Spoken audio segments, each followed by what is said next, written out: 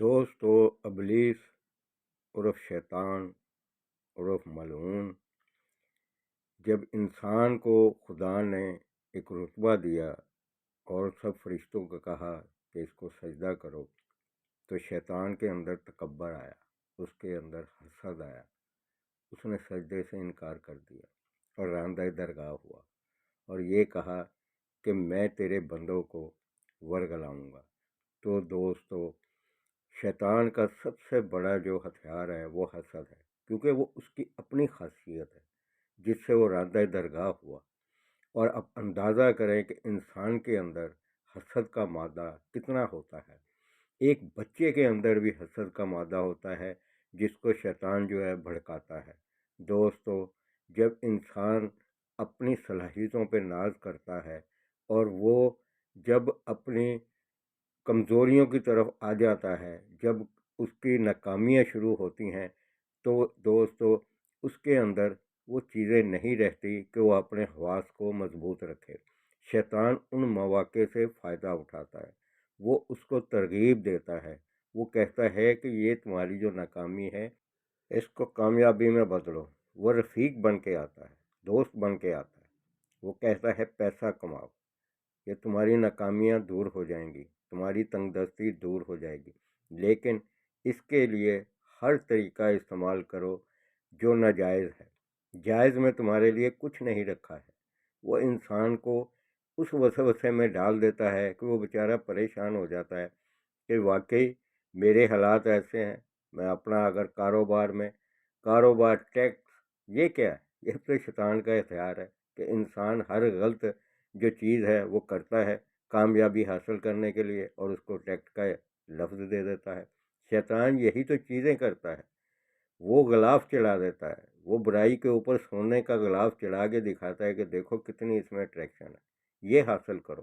کدھر جا رہے ہو؟ اس میں تو بہت دیر لگے گی، وہ پتہ نہیں ہوگا کہ نہیں ہوگا، ایسے کر لو، یہ کر لو، وہ کر لو۔ دوستو، شیطان جو ہے اس کا مقصد یہی ہے کہ یہ ابن آدم کو اس نے اس کے رستے سے ہٹانا ہے، بچوں تک کو وہ وسوسے میں ڈال دیتا ہے۔ تو اندازہ کریں کہ بڑوں کے لیے تو وہ پھر کیا راستہ کھلے گا جب ان کی ناکامیاں ان کے ہاتھ میں ہوتی ہیں، وہ اس ناکامیوں سے نکل نہیں پاتے۔ لیکن وہ یہ نہیں سوچتے کہ اللہ رب العالمین فرماتے ہیں کہ شیطان تمہارا کھلا دشمن ہے، اس سے بچو اور میری طرف آؤ۔ اللہ رب العالمین قرآن پاک میں کہتے ہیں کہ صبر کرو، میں صبر کرنے والوں کے ساتھ ہوں۔ اور صبر کب ہوتا ہے؟ جب انسان پہ مصیبت اور تنگ دستی ہوتی ہے۔ لیکن شیطان اس کے اندر حسد کی آگ جلا دیتا ہے، وہ کہتا ہے دیکھو یہ دنیا میں لوگوں کو کروڑ پتی، ارب پتی، کاریں، کوٹھیاں سب کچھ ہے، میرے پاس کیوں نہیں ہے؟ وہ سٹریس میں آ جاتا ہے۔ جب سٹریس میں آتا ہے تو اس کے اندر ہر قسم کے جو کمزوریوں کے ہارمونز کے بدن میں بنتے ہیں، وہ اس کی جسمانی تباہیوں کا سبب بنتے ہیں۔ دوستو، صبر میں خدا نے سکون رکھا ہے، اس کو وہ راستہ دیا ہے۔ آپ اندازہ کریں کہ انسان جب کمزوری میں آتا ہے تو پھر اس کے حواس جو ہیں وہ جواب دے جاتے ہیں، ذرا سی ناکامی پہ وہ ہائپر ہو جاتا ہے، غصے میں آ جاتا ہے۔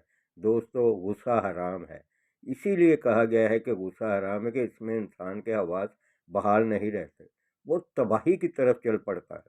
وہ کہتا ہے میرے ساتھ زیادتی ہوئی ہے تو میں بھی کسی کو نہیں چھوڑوں گا، میرے ساتھ اگر یہ ہوا ہے تو میں وہ کر دوں گا، میرے ساتھ یہ ہوا ہے تو یوں کر دوں گا۔ دوستو، یہ خیالات اور وسوسے کون ڈالتا ہے؟ یہ شیطان ڈالتا ہے۔ شیطان اس کو ناکامی کا ایسا آئینہ دکھاتا ہے کہ جس میں صرف اور صرف اس کے لیے تباہی ہوتی ہے۔ وہ کہتا ہے ہر چیز کو تباہ کر دو، صرف میں اپنی خوشیاں لوں گا، کسی کو میں جینے کا حق نہیں دوں گا، میرے ساتھ زیادتی ہوئی ہے۔ دوستو، یہی تو وہ امتحان ہے جو خدا نے انسان کے لیے رکھا ہے۔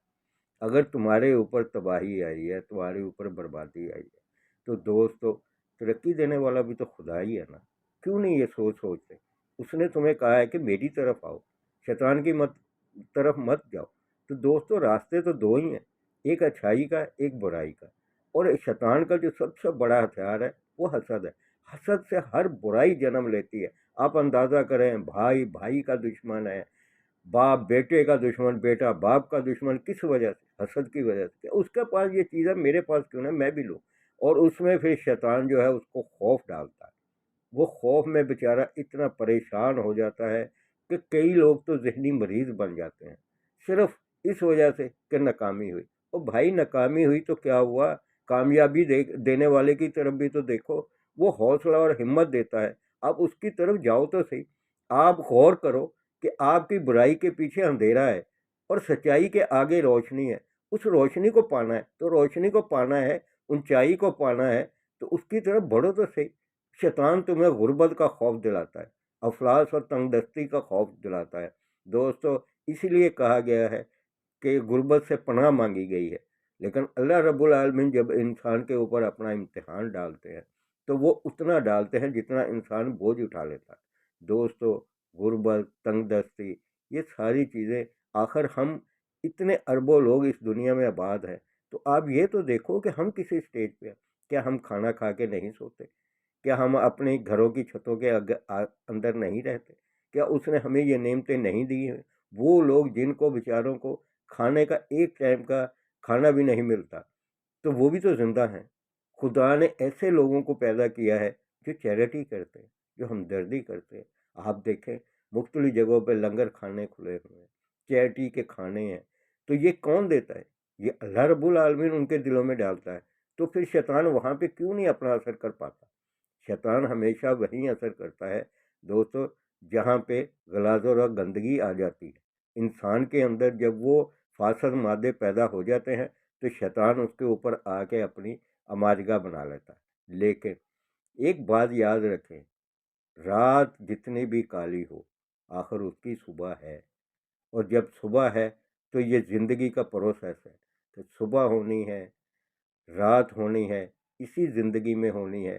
دوستو، تکلیفیں بھی اسی زندگی میں آنی ہے، خوشیاں بھی اسی زندگی میں آنی ہے.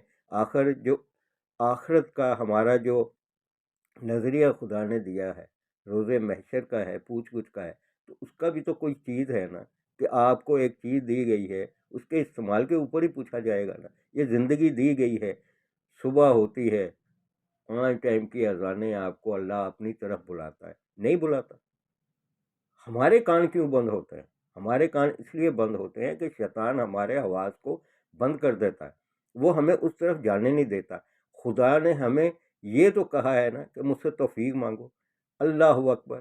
تو اللہ ہی بڑا ہے نا، شیطان تو اس کی مخلوق ہے.